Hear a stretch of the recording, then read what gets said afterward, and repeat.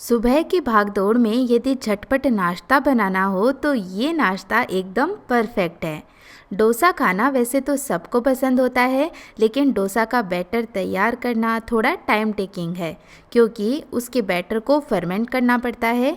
तो ऐसे में यदि आप पहले ही बैटर बनाना भूल गए हों, या आपको डोसा खाने का मन है लेकिन बैटर तैयार नहीं है, या फिर आपको परफेक्ट गोल डोसा बनाना नहीं आ रहा है, यानी उस बैटर को जब आप तवे पर फैला रहे हैं तो डोसा टूट रहा है या तवे के चिपक रहा है, तो इसके लिए आज मैं आपसे शेयर करने जा रही हूँ चावल के इंस्टेंट डोसे की रेसिपी, जिसे बनाना भी बहुत आसान है और ना ही ये डोसा टूटेगा और ना ही ये तवे के चिपकेगा। और उसके साथ सर्व करने के लिए हम एक लाजवाब चटनी भी बनाएंगे, जो टेस्टी तो होगी ही, हेल्दी भी होगी। तो चलिए ये झटपट डोसा और चटनी बनाना शुरू करते हैं। हेलो फ्रेंड्स, मैं हूँ निर्मला। मेरे चैनल पर आपका बहुत बहुत स्वागत है। अगर मेरी ये रेसिपी आपको पसंद आई तो मेरी ऐसी और भी वीडियोस देखते रहने के लिए चैनल को सब्सक्राइब करें, साथ ही बेल आइकन पर प्रेस ज़रूर करें ताकि मेरे नई वीडियो की जानकारी आपको मिलती रहे। इंस्टेंट डोसा बनाने के लिए हम लेंगे एक मिक्सिंग बोल और इसके अंदर डालेंगे सबसे पहले 1 कप चावल का आटा, या किसी भी कटोरी को मापकर 1 कटोरी चावल का आटा ले लें। वैसे तो चावल का आटा बहुत ही इजीली आपको ग्रोसरी स्टोर भी मिल जाएगा, लेकिन यदि आपके पास चावल का आटा अवेलेबल नहीं है तो उस कंडीशन में आप कोई भी नॉर्मल चावल ले लें और उन्हें 1 से 2 घंटे के लिए पानी में भिगो दें। फिर जब वो अच्छे से भीग जाए तो मिक्सी में उन्हें एकदम फाइन पीस लें। पानी के साथ ही उन्हें आप पीस सकते हैं, क्योंकि ये बैटर हमें एकदम पतला ही रखना है। अब इसके अंदर हम डालेंगे 1 छोटी चम्मच जीरा, कच्चा जीरा हमें इस्तेमाल करना है। साथ ही डालेंगे 6-7 बारीक कटी हुई करी पत्ता। साथ ही इसमें 2 से 3 बारीक कटी हुई मैं हरी मिर्च भी ऐड कर रही हूँ, इससे बहुत अच्छा टेस्ट आएगा। और मैं इसमें डाल रही हूँ एक मीडियम साइज़ का बारीक कटा हुआ प्याज। इससे डोसे में बहुत ही अच्छा टेस्ट आता है, लेकिन यदि आप प्याज नहीं खाते हैं तो इसे स्किप कर सकते हैं। साथ ही मैंने यहाँ पर इस डोसे को और भी ज़्यादा हेल्दी और कलरफुल बनाने के लिए इसमें एक मीडियम साइज़ की कद्दूकस की हुई गाजर भी ऐड की है। आप चाहें तो इस डोसे में और भी बारीक कटी हुई सब्जियों का इस्तेमाल कर सकते हैं। अब स्वाद के अनुसार हम इसमें नमक ऐड कर लेंगे और डालेंगे लास्ट में इसमें बारीक कटी हुई धनिया की पत्ती। अब जिस कटोरी को मापकर हमने चावल का आटा लिया था, उसी कटोरी को मापकर ये 2 कटोरी हम पानी ऐड करेंगे। तो यदि आप मेजरिंग कप का इस्तेमाल कर रहे हैं तो 1 कप चावल के आटे के लिए 2 कप पानी का इस्तेमाल करें। बस अच्छे से सारी चीज़ों को मिक्स कर लेना है। तो बैटर बनाने में कोई झंझट नहीं है, कोई सिरदर्दी नहीं है। बस ये सारी चीज़ें डालें, इसमें पानी डालकर मिक्स करें और बैटर हमारा तैयार है। अब वैसे तो इस बैटर से आप डायरेक्ट डोसा बना सकते हैं, लेकिन हमें इसके साथ सर्व करने के लिए चटनी भी बनानी है। तो जब तक हम चटनी बना रहे हैं तब तक हम इसको रेस्ट भी दे लेते हैं। तो 10 से 15 मिनट के लिए हम इसे कवर कर देते हैं। चटनी बनाने के लिए हम लेंगे एक पैन और इसके अंदर डालेंगे 1/4 कप सफ़ेद तिल। और अब इन तिल को हमें लो फ्लेम पर अच्छे से रोस्ट करना है। तो तिल अच्छे से फूल जाएं, तड़कने लगे और हल्के से ब्राउन हो जाएं, तब तक हमें इन्हें रोस्ट करना है। अभी सर्दियाँ चल रही हैं, तो सर्दियों में तो वैसे भी तिल खाना बहुत ही फ़ायदेमंद होता है। तो हम इस तरह से ये चटनी बनाएंगे तो ये हेल्दी भी हो जाएगी और चटनी टेस्टी भी बनेगी। तो 1-2 मिनट मैंने तिल को रोस्ट कर लिया है। तो आप देख सकते हैं इनका जो कलर है वो थोड़ा सा गोल्डन हो गया है। तो जैसे ही तिल ने तड़कना स्टार्ट किया, मैंने गैस का फ्लेम ऑफ कर दिया और इसी गर्म पैन के अंदर ये तिल भी धीरे धीरे और अच्छे से रोस्ट हो गए हैं। और तिल को चलाते चलाते अब तिल भी अच्छे ठंडे हो गए हैं। तो तिल को अच्छे से ठंडा करने के बाद ही हमें ग्राइंड करना है। तो अब एक ग्राइंडर जार में इन्हें ट्रांसफ़र कर लेते हैं।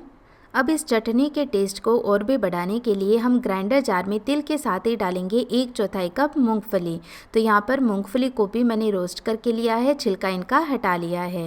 तो 1/4 कप मूंगफली मैंने ऐड की है और इसी के साथ डालेंगे इसमें 1/4 कप नारियल। मैंने यहाँ पर सूखे नारियल का इस्तेमाल किया है, लेकिन आप चाहें तो ताज़ा नारियल का इस्तेमाल करके भी ये चटनी बना सकते हैं।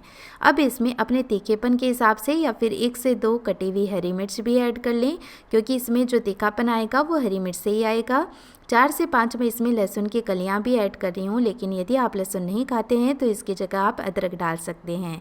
अब इसमें स्वाद के अनुसार नमक ऐड कर लेंगे और चटनी में खट्टेपन के लिए हम डालेंगे 1 बड़े नींबू का जूस। और यदि आप नींबू का जूस नहीं डालते हैं तो इसकी जगह आप दही का इस्तेमाल भी कर सकते हैं।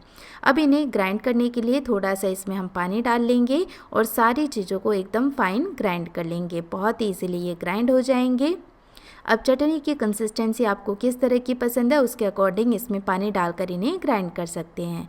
अब इस चटनी को मैंने एक बोल के अंदर ट्रांसफ़र कर लिया है और इस चटनी के टेस्ट को और भी बढ़ाने के लिए हम एक तड़का इसके लिए तैयार करेंगे। तो एक तड़का पैन में हम 1 से 2 चम्मच तेल गरम कर लेंगे।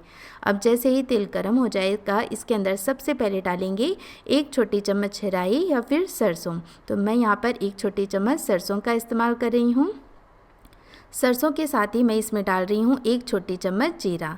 अब सरसों और जीरा पकने में थोड़ा सा समय लेते हैं, इसलिए हम सरसों और जीरा को पहले थोड़ी देर के लिए पका लेते हैं ताकि ये अच्छे से पक जाए और इनका बढ़िया सा फ्लेवर इस तड़के में आ जाए। कुछ सेकंड लगातार चलाते हुए मैंने इन्हें पका लिया है। तो अब सरसों तड़कने लगी है और जीरा भी ब्राउन हो गया है।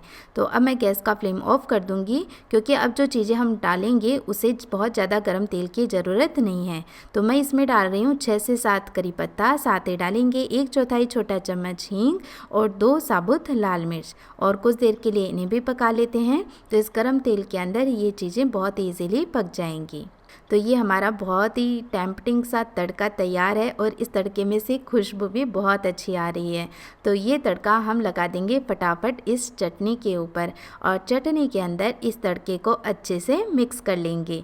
आप इस चटनी को इस डोसे के साथ ही नहीं बल्कि नॉर्मल डोसे, इडली, उत्तपम, वड़ा सब के साथ सर्व कर सकते हैं। सबके साथ इसका कॉम्बिनेशन बहुत अच्छा लगता है और साथ ही यदि स्टोर करना चाहें तो 5-6 दिन के लिए इसे फ्रिज में स्टोर भी कर सकते हैं।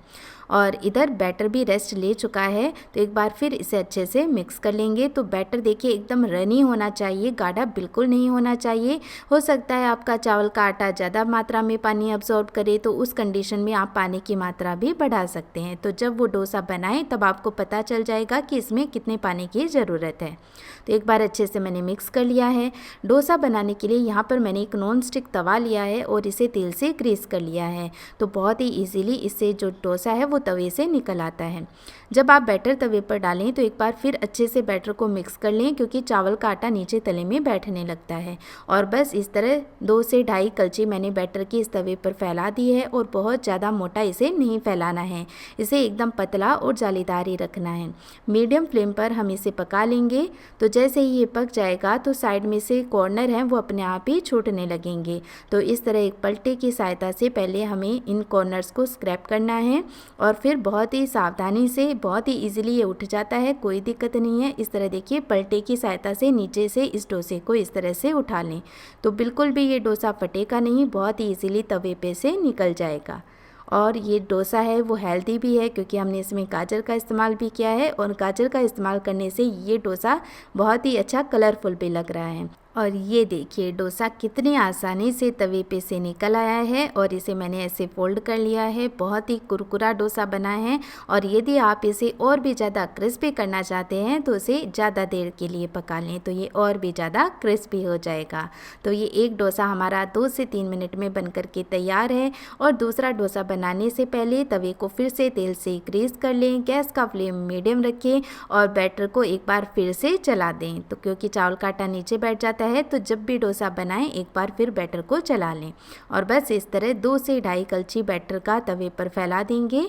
जब आप डोसा का बैटर तवे पर फैलाएं तो ध्यान रखें कि पहले बैटर कॉर्नर पर डालें और फिर सेंटर में डालें। तो इससे जो डोसा बनेगा वो एकदम गोल बनेगा और एकदम परफेक्ट बनेगा।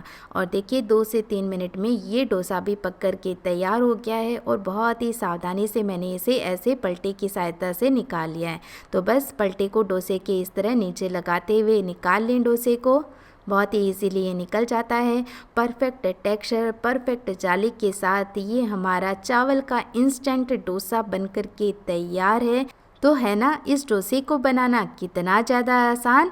और यदि आप किचन में बिगिनर हैं तो भी आप इस डोसे को बहुत इजीली बना पाएंगे। तो ना ही बैटर बनाने का झंझट है और न ही डोसे के टूटने का।